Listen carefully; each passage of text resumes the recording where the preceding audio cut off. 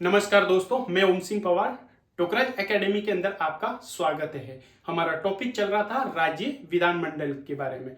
आज के टॉपिक के अंदर हम पढ़ेंगे प्रोटेम स्पीकर, जो अस्थायी सदस्य अध्यक्ष होता है। क्या होता है? अस्थायी अध्यक्ष होता है।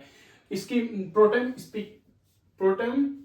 स्पीकर की नियुक्ति कौन करता है? राज्यपाल के द्वारा की जाती है। किसके द्वारा नियुक्ति? प्रोटेम स्पीकर की नियुक्ति राज्यपाल के द्वारा, और शपथ भी राज्यपाल के द्वारा ही दिलाई जाती है। किसको? प्रोटेम स्पीकर को। और विधानसभा में सबसे वरिष्ठ सदस्य को प्रोटेम स्पीकर बनाया जाता है। किसको बनाया जाता है? विधानसभा के वरिष्ठ सदस्य को प्रोटेम स्पीकर नियुक्त किया जाता है या बनाया जाता है, और जो विधानसभा के सदस्यों को शपथ दिलाता है। यानी प्रोटेम स्पीकर को तो शपथ कौन दिलाएगा? राज्यपाल। और फिर उसके बाद में जो विधानसभा के सबसे वरिष्ठ अध्यक्ष सदस्य होगा उसको प्रोटेम स्पीकर बनाया जाएगा, और स्पीकर के द्वारा ही विधानसभा के सदस्यों को शपथ दिलाने का काम कौन करेगा? Protem speaker. और राजस्थान की प्रथम विधानसभा के प्रोटेम स्पीकर कौन थे? महाराणा संग्राम सिंह। कौन? महाराणा संग्राम सिंह। राजस्थान की प्रथम विधानसभा के प्रोटेम स्पीकर कौन थे? महाराणा संग्राम सिंह। और 16वीं विधानसभा के प्रोटेम स्पीकर कौन है? राजस्थान के 16वीं विधानसभा के प्रोटेम स्पीकर है कालीचरण सारक। कौन है? कालीचरण सारक। कौन है? कालीचरण सारक। अनुच्छेद 189 में सदनों में मतदान और गणपूर्ति के बारे में उल्लेख किया गया है। किसके बारे में? सदनों में मतदान और गणपूर्ति के बारे में एक अनुच्छेद 179 के अंदर उल्लेख किया गया है कि विधानसभा अध्यक्ष और सभापति किसी विधेयक पर अपना मत नहीं देगा। यानी विधानसभा अध्यक्ष और सभापति किसी विधेयक पर अपना मत नहीं देगा, लेकिन जब मतदान बराबर हो, जब क्या हो? मतदान बराबर हो, तब अपना निर्णायक मत का प्रयोग करेगा। निर्णायक मत का प्रयोग करेगा कौन? विधानसभा अध्यक्ष और सभापति किसी विधेयक पर अपना मत नहीं देगा, पर निर्णायक मत देना हो तब वो अपना मत का प्रयोग करेगा। कौन? विधानसभा अध्यक्ष। अनुच्छेद 189 का थर्ड, विधानमंडल में अधिवेशन के लिए आवश्यक गणपूर्ति कॉलम का उल्लेख किया गया है। किसका?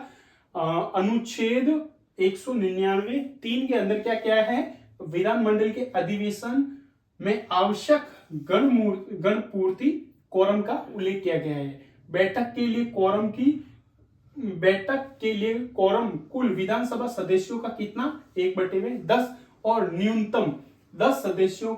इन दोनों में से जो भी अधिक हो बैठक में अधिवेशन के लिए आवश्यक है। यानी 1/2 हो, 1/10 या और 10 न्यूनतम 10 सदस्य हो तो वो दोनों बैठक के लिए आवश्यक होती है। और राजस्थान विधानसभा में गणपूर्ति हेतु कितने सदस्य होने चाहिए? 20 सदस्य। कितने? 20 सदस्य होने चाहिए। राजस्थान विधानसभा में गणपूर्ति हेतु 20 सदस्य होने चाहिए। फिर अनुच्छेद 191 के अंदर क्या उल्लेख है? विधानमंडल में सदस्यों के लिए अयोग्यता। विधानमंडल में सदस्यों के लिए कौन कौन से अयोग्यता बताई गई है उसके बारे में उल्लेख किसमें है? अनुच्छेद 191 के अंदर। अनुच्छेद 191 एक क्या कहता है कि किसी भी व्यक्ति को राज्य की विधानसभा या विधान परिषद का सदस्य चुने जाने के लिए अयोग्य घोषित किया जाएगा। क्या किया जाएगा? यानी किसी भी व्यक्ति को राज्य की विधानसभा या विधान परिषद का सदस्य चुने जाने के लिए अयोग्य घोषित कब किया जाएगा? सबसे पहले क्या है कि वह कोई भी लाभ के पद पर नहीं हो। कोई भी लाभ के पद पर नहीं हो किसी भी लाभ के पद,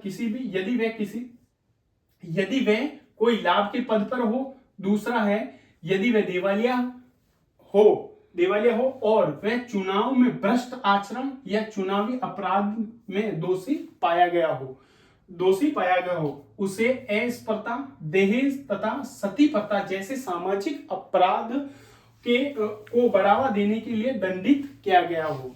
यानी सबसे पहले अनुच्छेद 191(1) के अंदर क्या अयोग्यता बताई गई है किसी भी व्यक्ति की कि यदि वह कोई लाभ के पद पर हो, वह दिवालिया हो और चुनाव में भ्रष्ट आचरण या चुनावी अपराध में दोषी पाया गया हो और उसे ऐश प्रथा, दहेज और सती प्रथा जैसी सामाजिक अपराध को बढ़ावा देने के लिए दंडित किया गया हो, उसको वो व्यक्ति को अयोग्य व्यक्ति घोषित किया गया।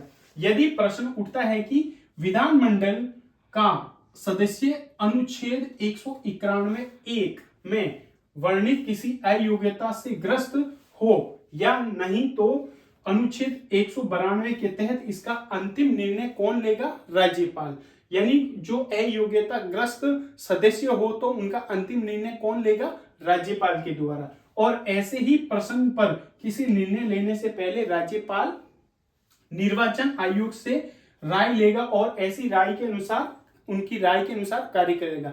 यानी किसी भी ऐसे प्रश्न हो कि अयोग्य व्यक्ति सदस्य को घोषित किया गया हो और अंतिम निर्णय राज्यपाल के द्वारा लेना हो, पर राज्यपाल कब लेगा? निर्वाचन आयोग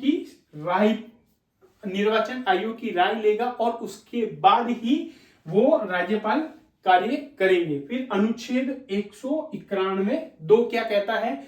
अनुच्छेद 191(2) यदि विधानसभा का सदस्य 10वीं अनुसूची यानी दल बदल 10वीं अनुसूची के अंदर क्या है? दल बदल की प्रक्रिया का उल्लेख किया गया है, तहत अयोग्य हो तो इसका अंतिम निर्णय उस सदन के सभापति या अध्यक्ष के द्वारा लिया जाएगा, न कि राज्यपाल के द्वारा। यानी विधानमंडल का सदस्य 10वीं अनुसूची यानी दल बदल के तहत अयोग्य घोषित किया गया हो और उसका अंतिम निर्णय उस सदन के सभापति या अध्यक्ष के द्वारा लिया जाएगा और न कि राज्यपाल के द्वारा। थैंक यू दोस्तों, मिलते हैं अगले वीडियो में, तब तक के लिए जय हिंद जय भारत।